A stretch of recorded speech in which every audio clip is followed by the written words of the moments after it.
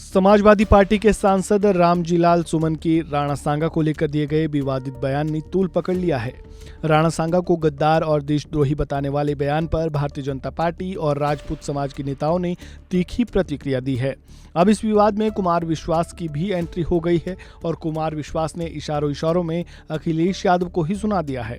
उन्होंने अपने x handle पर महाराणा सांगा शीर्षक के नाम से एक पोस्ट शेयर किया है और लिखा है, जुगनू की कुछ औलादों ने सूरज पर प्रश्न उठाए हैं, शेरों की मादों के आगे कुछ ग्राम सिंह चिल्लाए हैं।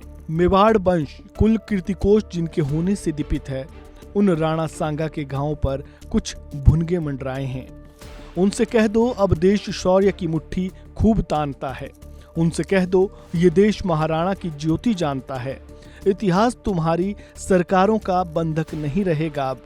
उनसे कह दो ये देश लुटेरों को अब नहीं मानता है। उनसे कह दो ये देश ऋणी है ऐसे पुण्य प्रवाहों का। ये देश ऋणी है वीर शिवा के परम प्रतापी छावों का। उनसे कह दो वे राजनीति का गुणा भाग घर में रखें। ये देश ऋणी है महाराणा सांगा के 80 घावों का। कुमार विश्वास की ये पोस्ट और ये कविता उन लोगों के लिए सीधा जवाब है जो महाराणा सांगा पर विवादित बयान दे रहे हैं। वहीं इस विवाद को लेकर रामजीलाल सुमन ने क्या कुछ कहा था और इस पर राजस्थान की उप मुख्यमंत्री दिया कुमारी ने कैसा पलटवार किया, सुनिए। शुक्रवार को संसद में गृह मंत्रालय के कामकाज की समीक्षा पर चर्चा में मैंने कहा था कि हिंदुस्तान में बाबर को राणा सांगा ने आमंत्रित किया था इब्राहिम लोदी को हराने के लिए।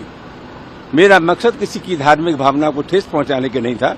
मैं किसी धर्म को मानूं या न मानूं, लेकिन किसी दूसरे धर्म के मानने के जज्बात के साथ खिलवाड़ करने का मुझे कोई अधिकार नहीं है। मेरा बयान न किसी जाति के खिलाफ था, न देश के, न किसी वर्ग के खिलाफ था, न किसी धर्म के खिलाफ था।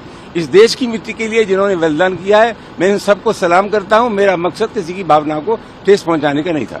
से वो सांसद ने कहा लोकसभा में, बहुत ही गलत उनके शब्द थे। उनको ऐसा नहीं बोलना चाहिए था। उनको ना तो कोई इतिहास की जानकारी है, सिर्फ जिस तरह से हमारे बहुत राणा सांगा ने तो इतना कुछ किया है मेवाड़ के लिए, राजस्थान के लिए। वो हमारे ऐसे जिस तरह से इस तरह से हमारे चाहे महाराणा प्रताप हो, राणा सांगा हो, इनके बारे में जो ये विपक्ष बार बार इस तरह की टिप्पणियां करता है बिना प्रॉपर रिसर्च के, जानकारी के, इतिहास की जानकारी के, ये बहुत ही गलत है। उन्होंने तो इतना कुछ किया, इतने युद्ध लड़े हैं मातृभूमि के लिए, और ऐसे व्यक्तित्व के बारे में इस तरह की ओछी टिप्पणी करना बहुत ही गलत है। इस खबर में फिलहाल इतना ही। खबरों से जुड़े ताज़ा अपडेट के लिए बने रहें वन इंडिया हिंदी के साथ। धन्यवाद।